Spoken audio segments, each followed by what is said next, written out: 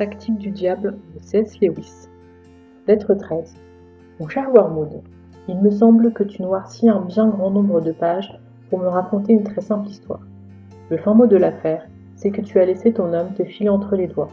La situation est grave, et je ne vois aucune raison pour laquelle je chercherai à te protéger contre les conséquences de ton incompétence. Un tel repentir chez ton protégé et un pareil renouveau de ce que la partie adverse appelle la grâce est pour nous une défaite de premier ordre. L'expérience que tu décris équivaut à une deuxième conversion, vraisemblablement plus profonde que la première.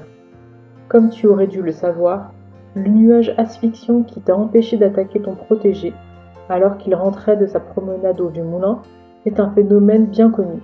L'ennemi en a fait son arme la plus barbare et il en use, en général, lorsqu'il entend manifester directement sa présence à ton protégé sous une forme que nous n'avons jamais pu, d'ailleurs, analyser complètement. Certains hommes en sont environnés en permanence et restent, de ce fait, inaccessibles pour nous. Et maintenant, venons-en à tes gaffes. Comme tu le reconnais toi-même, tu as autorisé ton protégé à lire un livre dont il a pleinement joui, et cela, non pour qu'il puisse faire des remarques intelligentes à ses nouveaux amis, mais tout bonnement parce que cela lui faisait plaisir. Ensuite, tu lui as permis de marcher jusqu'au vieux moulin et d'y prendre le thé, de faire cette promenade à travers une région qu'il aime et de la faire seule. En d'autres termes, tu lui as concédé deux véritables plaisirs. Es-tu ignorant au point de ne pas en avoir vu le danger ? Ce qui caractérise la douleur et le plaisir, c'est qu'ils sont incontestablement réels et procurent ainsi à celui qui les éprouve une pierre de touche pour reconnaître la réalité des choses. Ainsi, si tu avais cherché à damner ton protégé selon la méthode romantique, en faisant une sorte de Childe Harold ou de Werther qui n'aurait cessé de s'apitoyer sur ses détresses imaginaires, tu aurais essayé par tous les moyens de le mettre à l'abri de toute véritable souffrance. Car, bien sûr, 5 minutes de rage de dents auraient suffi pour dévoiler l'absurdité de ce genre de langueur romantique et pour démasquer tout ton stratagème. Mais tu as voulu le damner par la mondanité, en lui faisant prendre pour le plaisir la satisfaction de sa vanité, l'agitation, l'ironie et toutes sortes de fantaisies coûteuses et mortellement ennuyeuses. Comment se fait-il alors que tu n'aies pas compris qu'un vrai plaisir était la dernière chose à lui concéder ? Ne pouvais-tu prévoir qu'un tel contraste suffirait pour donner le coup de grâce à toutes les fadaises que tu avais pris tant de peine à lui faire apprécier, et que le genre de plaisir qu'il retirerait de son livre et de sa promenade serait précisément le plus dangereux pour nous, qu'il arracherait à sa sensibilité la carapace que tu avais réussi à former à sa surface, qu'il aurait l'impression de revenir à lui-même, de se retrouver, pour le détacher de l'ennemi, eût été efforcé de le détacher d'abord de lui-même. Et jusqu'à un certain point, tu y avais réussi. Maintenant, c'est gâché. Je sais que l'ennemi cherche, lui aussi, à détacher les hommes d'eux-mêmes, mais il le fait à sa manière. Rappelle-toi toujours qu'il aime sincèrement cette affreuse vermine et qu'il attache une importance exagérée à l'individualité de chacun.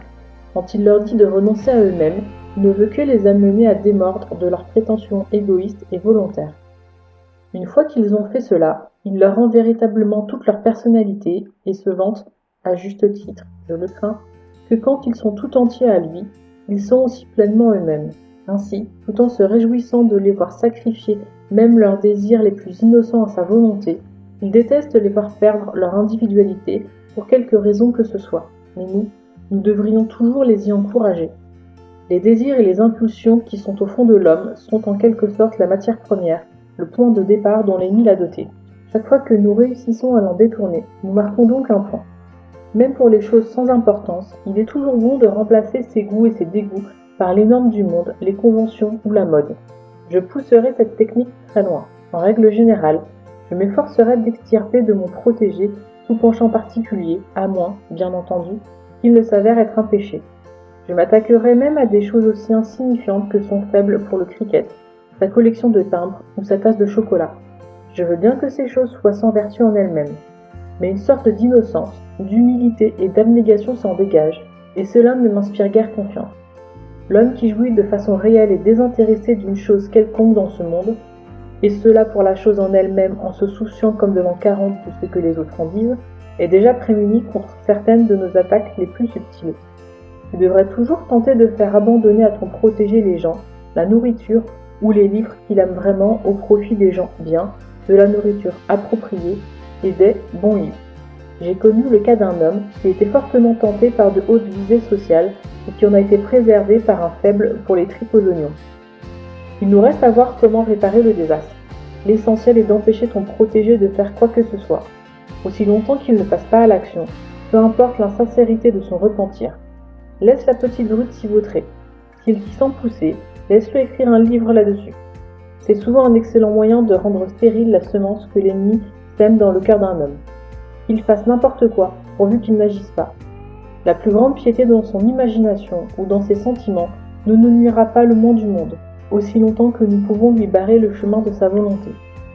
Comme l'a dit un homme, les habitudes actives se consolident par la répétition, tandis que les habitudes passives en sont affaiblies. Plus il sentira sans agir, moins il sera capable d'agir et, à la longue, moins il sera capable de sentir. Ton oncle affectionné, Outey.